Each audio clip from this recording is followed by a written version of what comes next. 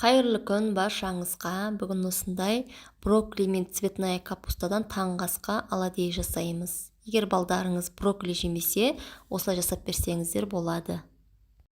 Видеоны қарамас бұрын алдымен каналыма тіркеліп, қолдап кет. Алдымен цветная капустамызды осылай мен 10 минутқа қайнатып алам. Одан кейін брокколимді салып, қайнаған суға 1-2 минут, 1 минуттай салып аламын. Одан кейін екеуін сразу мұздай суға салып аламыз. Піскен цветная капуста мен брокколимізді блендерге салып езіп аламыз.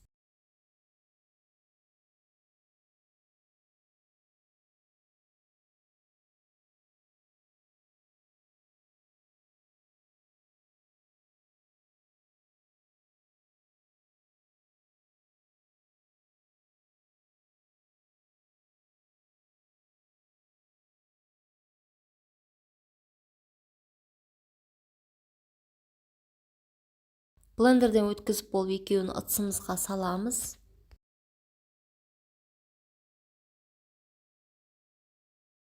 Үстіне тұзымызды, ұнымызды, нутовый ұн менде бұл жерде, егер нутовый ұн болмаса, кәдімгі ұн салсаңыздар болады. Одан кейін 2 жұмыртқамызды салып, жақсылап араластырып аламыз.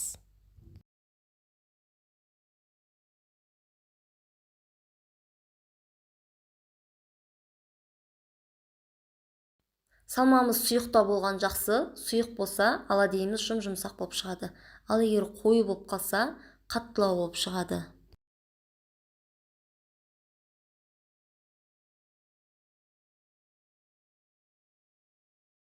Қызып тұрған табамызға майымызды салып, барлығын қуырып аламыз.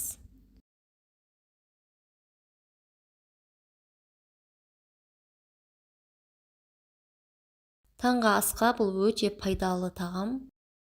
Егер балдарыңыз брокколи жемесе, цветная капуста жемейтін болса, осылай жасырын түрінде жасап беруге болады.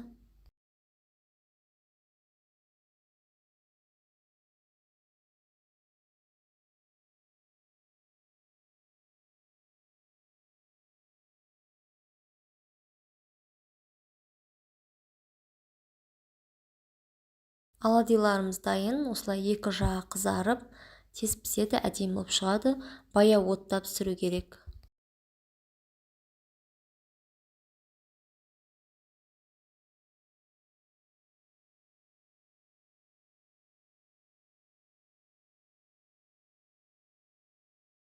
Екінші салмасын пісіріп аламыз. Бұл оладьйді жасауға негізі көп уақытта кетпейді. Таңғы асқа, түскі асқа жасауға өте ыңғайлы әрі пайдалы тағам.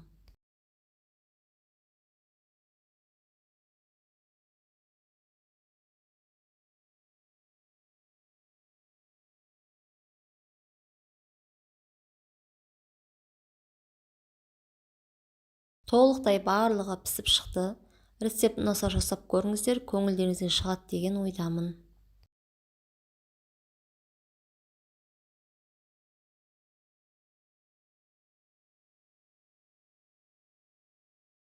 Қайырлы күн баршаңызға, каналыма қош келдіңіздер. Бүгін осындай баклажанды салат дайындаймыз. Каналыма тіркеліп, пікір қалдырып, қолдап кет. Салатымызға керектілердің барлығын алдын ала жуып, дайындап, турап аламыз. Пиязымызды тураймыз.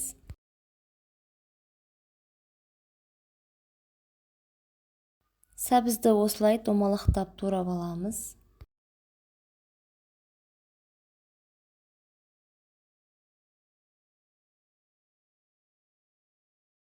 Одан кейін 3 болгарскийімізді турап аламыз.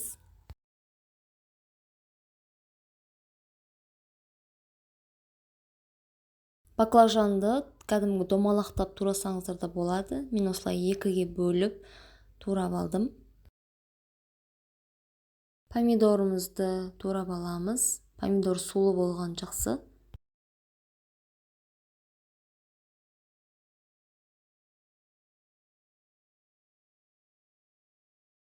Алдымен пиязымызды қуырып, сәбізімізді салып, одан кейін болгарскийімізді салып, үшеуін жақсылап қуырып аламыз.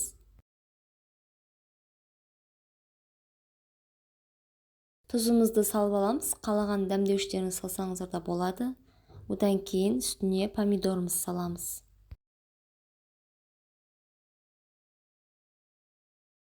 Барлығын жақсылап араластырып, қуырып аламыз.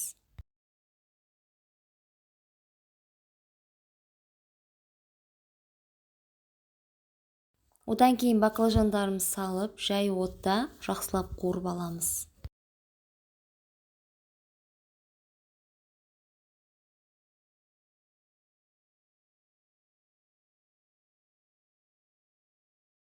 Кішкене ғана су құйсаңыздар да, құймасаңыздар да болады. Менікі өзінің суы шықты. Бізде салатымыз дайын болды. Түскі асқа, кешкі асқа жегенге өте тойымды әрі керемет салат. Видео ұнаса каналыма тіркеліп, пікір қалдырып, қолдап кетіңіздер. Қайырлы күн баршаңызға. Кабачоктан осындай тойымды әрі пайдалы блинчики жасаймыз. Видеоны толықтай қарап, каналыма тіркеліп, пікір қалдырып, қолдап кетіңіз. Алдымен кабачокты осылай үккіштен өткізіп аламыз. Кейіннен өткізіп болып, кабачогымызды суынан сығып аламыз. Сырымызды да осылай үккіштен өткізіп аламыз.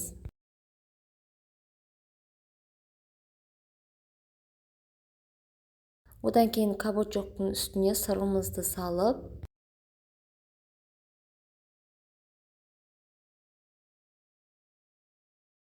азырақ тұз салып аламыз.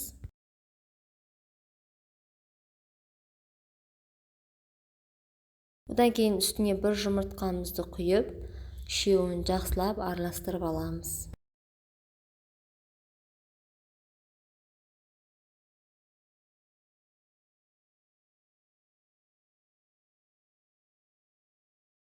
Формамызға пергамент төсеп, осылай қасықтың көмегімен жайып аламыз. Болмаса қолымызбен жасасақ та болады.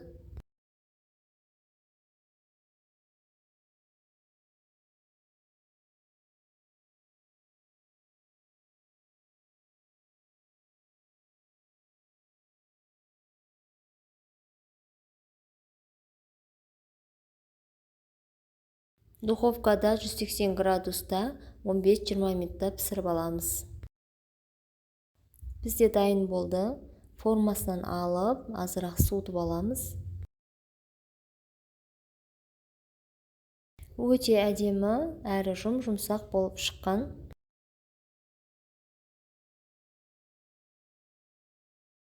Салмасына қалағандарыңызды салсаңыздар болады. Мен осылай помидор мен огурцыйды саламын. Кабачокты блиниларымыз жыртылмай осылай әдемі болып тұр. Өте пайдалы әрі тойымды тағам. Бұны көбінесе түскі асқа немесе таңғы асқа жесеңіздер болады. Өзіме қатты ұнады. Жасап көруге кеңес беремін. Міндетті түрде жасап көріңіздер. Каналыма тіркеліп, пікір қалдырып, қолдап кетіңіздер.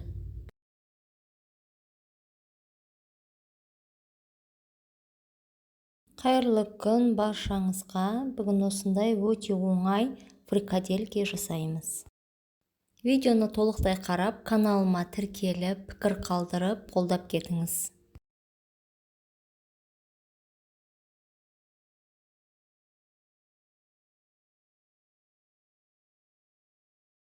Бізге керегі фарш, пияз, бір сәбіз, қызыл болгар бұрышы. Пиязымызды көбіктеп майдалап турап аламыз.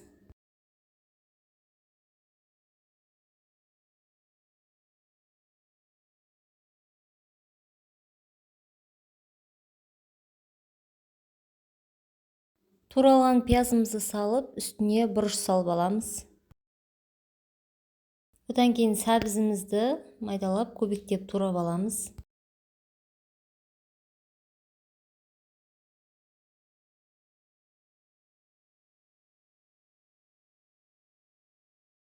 Сәбізімізді турап осылай бөлек ыдысқа салып аламыз.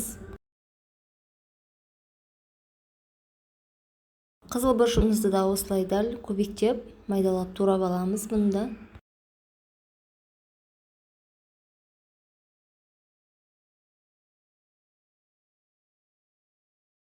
Осы болгар бұрыштары тамаққа өте жақсы дәм береді. Барлығын осылай көбіктеп турап алдын ала дайындап аламыз.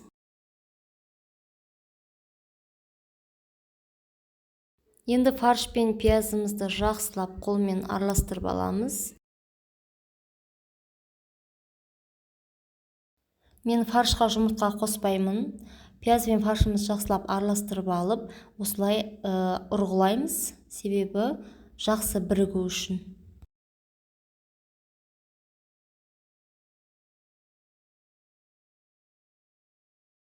Фаршымыз дайын болды. Енді осылай домалақтап, бәрін алдын ала дайындап, фрикаделькемізді дайындап аламыз.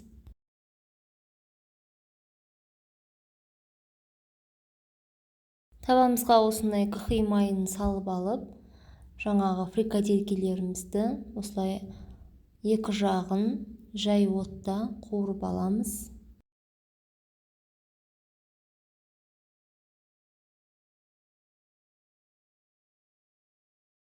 Бізде осылай шашырап кетпей, жақсы болып қуырылып жатыр.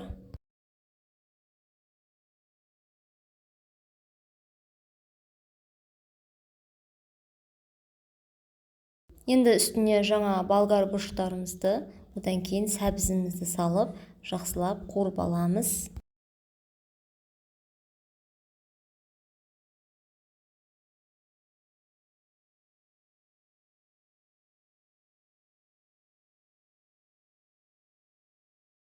Одан кейін үстіне бір помидорымызды турап саламыз.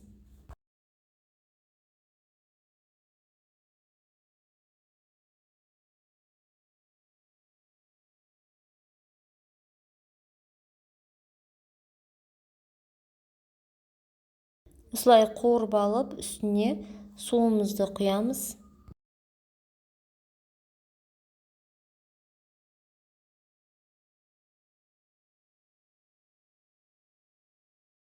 Енді суы қайнағанша картошкамызды алдын ала көбіктеп турап дайындап аламыз.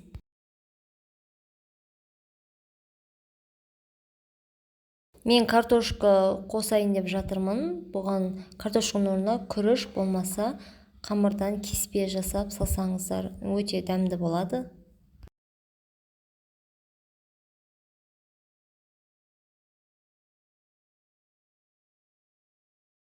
Сорпамыз қайнады. Енді картошкамызды салып, тағы бір қайнатып аламыз.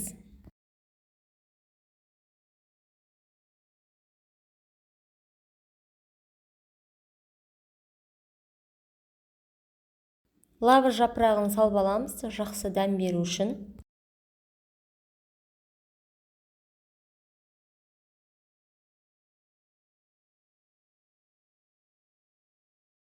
Бізде фрикаделькеден супымыз дайын болды. Түскі асқа, кешкі асқа өте жеңіл әрі пайдалы тағам. Видео ұнаса, каналыма тіркеліп, пікір қалдырып, қолдап кетіңіздер.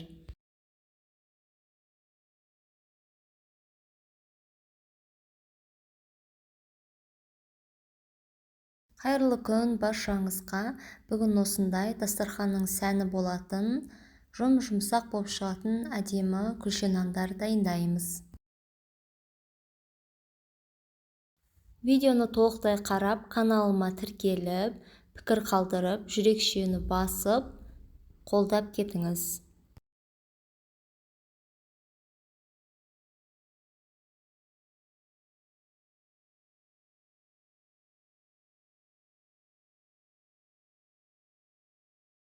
Ұнымызды алдын ала ситадан өткізіп аламыз. Үстіне аштығымызды, тұзымызды, жұмыртқамызды, жылы сүтімізді, жұмсарып тұрған сары майымызды салып, жұмсақ қылып қамыр илеп аламыз.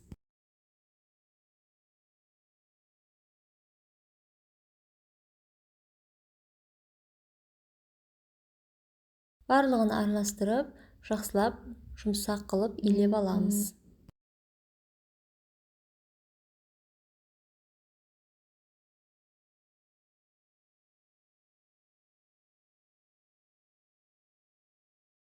Қамырымыз дайын болды. Бетін пакетикпен жауып, 1-1,5 сағат демалдырып қойып қоямыз.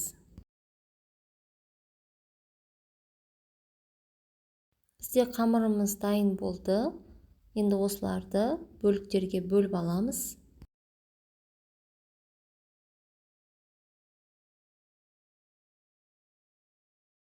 Мен осылай майда бөліктерге бөліп аламын. Болмаса бұны екіге бөліп, 2 үлкен күлше нан жасауға да болады. Әрқайсысын осылай домалатып, формамызға қойып аламыз. Формаға қояр кезде араларын сәл алшақтау қылып қоямыз. Енді осыларды 20 минутқа бетін жауып қойып қоямыз.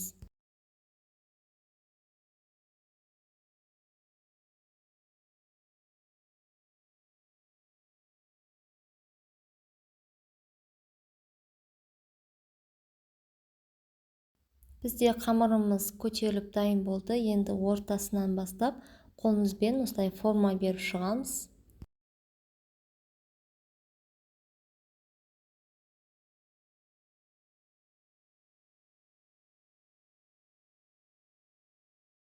Ең бетіне жаңағы дайындаған жұмыртқамызды жағып аламыз.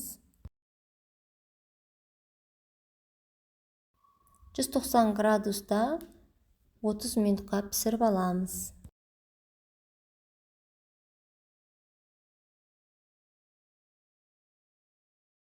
Бетіне мен осылай ақ күнжутты септім. Қара күнжут сепсеңіздер де болады. Әдемі болып шығады.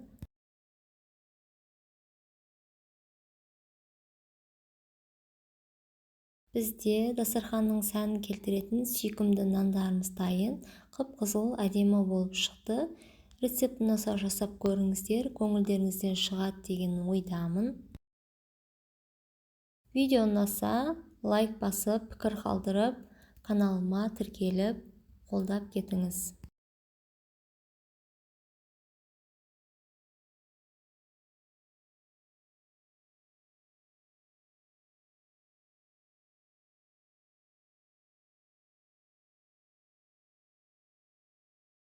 Қайырлы күн баршаңызға. Бір жасағаннан шығатын, өте дәмді, керемет болып шығатын лимонды печенье дайындаймыз. Видеоны толықтай қарап, каналыма тіркеліп, пікір қалдырып кет. Бізге керек 2 жұмыртқа, ұн, лимонның соғы, одан кейін қант. Алдымен ыдысымызға 2 жұмыртқамызды, одан кейін қантымызды салып, екеуін жақсылап араластырып аламыз.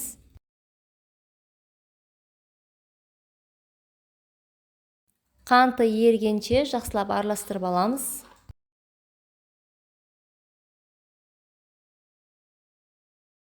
Бөлме температурасында тұрған сары майымызды салып аламыз. Лимон цедрасы мен лимон шырынын құйып аламыз.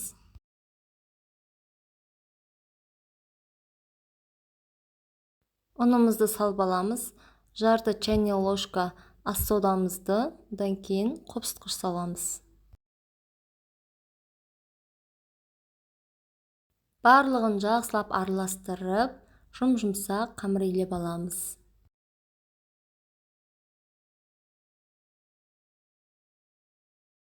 Одан кейін бетін салфанмен жауып, холодильникке жарты сағатқа қойып қоямыз. Бізде қамырымыз холодильникте жарты сағат тұрды. Осылай домалатып форма жасап аламыз. Одан кейін қант ұнтағына салып аламыз да формамызға барлығын қойып шығамыз.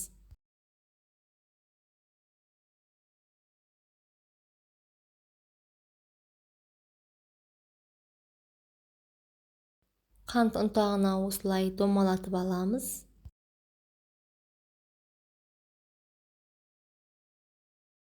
Лимонды печенье рецептісін өзім ғаламтордан бірінші рет алып жасап жатырмын. Лимонның иісі енді айта алмаймын, хош иісті, керемет болып шығады.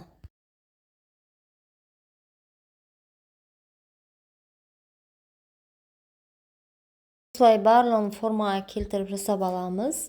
180 градуста 25 минутқа пісіріп аламыз.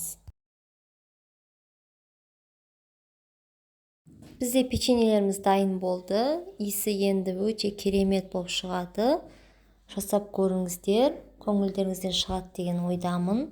Каналыма тіркеліп, лайк басып, қолдап кетіңіздер. Бізде арасы бөлгенде осылай сап-сары әдемі болып шықты.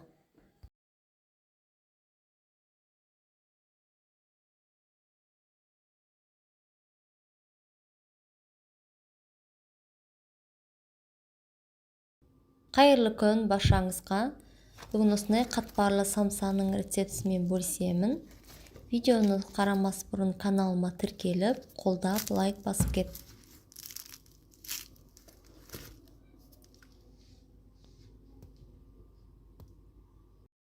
Алдымен ұнымызға тұзымызды, дрожжымызды құйып, суымызды құйып, бір келкі қамыр илеп аламыз.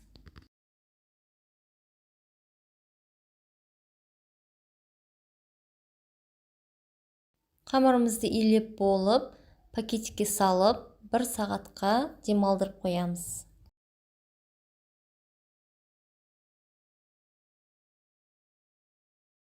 Бір сағат демалған қамырымызды екіге бөліп, жайып аламыз. Екіге бөлмей, осылай бүтінде жая берсеңіз де болады. Жаңа екіге бөлген қамырымыздың біреуін алып, жайып аламыз, жұқа қылып.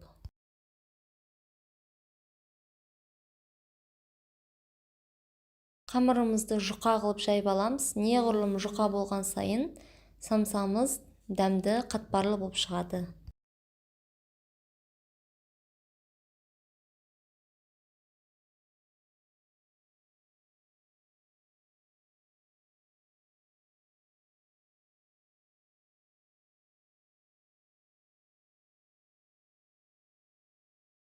Қамырымызды дәл осылай жұқа қылып жайып аламыз. Одан кейін үстіне ерітілген сары майымызды құйып, жағып аламыз.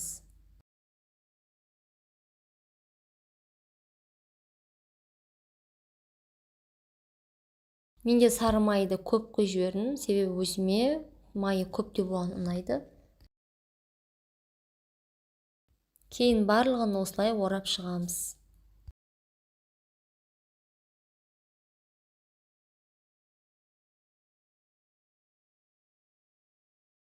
Орап алып, бұны бір шетке қойып қоямыз.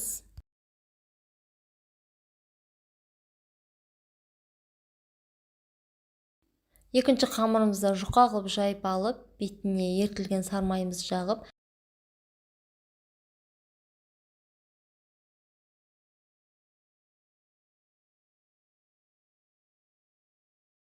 жаңа оралып тұрған қамырымызды алып, екеуін біріктіріп орап аламыз да, морозильникке 1 сағат, 2 сағатқа қойып қоямыз.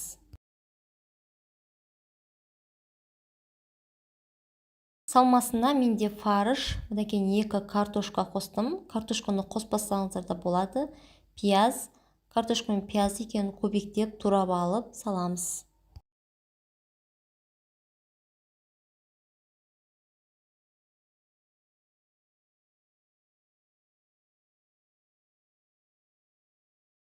Пиязымызды да майдалап көбектеп турап аламыз.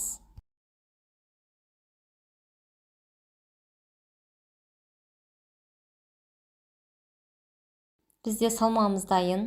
Морозильниктегі 1 сағат тұрған қамырымызды алып, алдын ала шығарып қоямыз, бір 15 минутқа. Одан кейін осылай майда бөліктерге бөліп алып,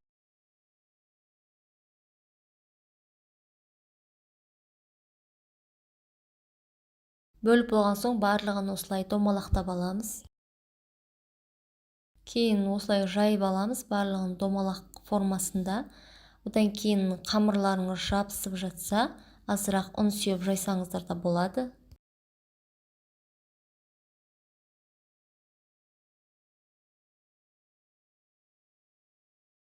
Мен барлық қамырды осылай формаға салып жайып аламын алдын ала.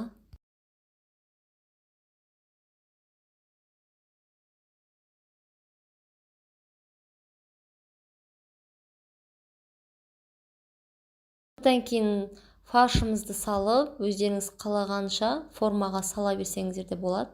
Менде осылай 4 бұрышты формаға салдым.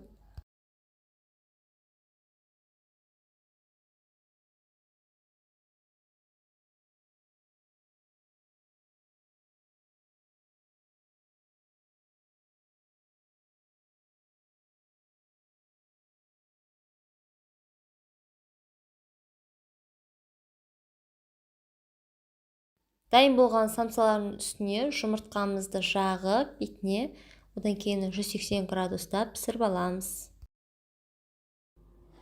Самсаларымыз дайын, өте қатпарлы, әлі қытырлақ, дәмді болып шығады. Рецепт ұнаса жасап көріңіздер, көңілдеріңізден шығады деген ойдамын.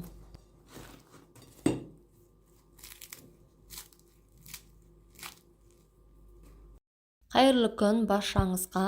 Құрамында бидай ұны, қанты жоқ, глютенсіз күріш ұнынан блини жасаймыз. Видеоны толықтай қарап, каналыма тіркеліп кет. Алдымен суымызды құйып аламыз ыдысымызға. Одан кейін 2 жұмыртқамызды айранымыздың үстіне пищевая содамызды екеуін араластырып құйып аламыз.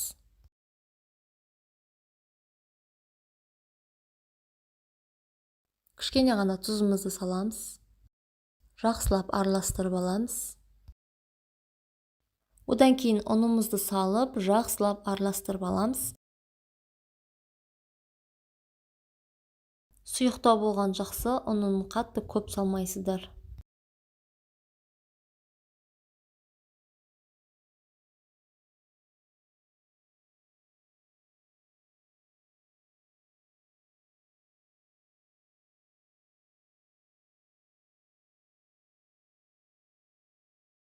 Одан кейін сарымайымызды саламыз. Сарымайды ерітіп салсаңыз да болады. Менікі бөлме температурасында еріп тұр. Кейін табамызды әбден қыздырып алып, кәдімгі блини ұқсап пісіре береміз.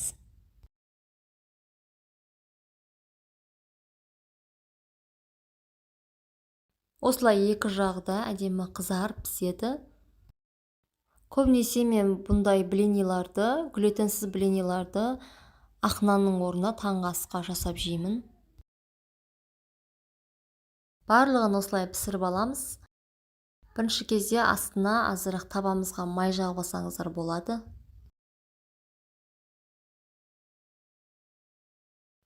Блинimiz барлығы толықтай пісіп шықты. Екі жағы да әдемі болып қызарып. Кәдімгі жасап жүрген блинimizдан ешқандай айырмашылық жоқ, тек бұның құрамында қант болмайды.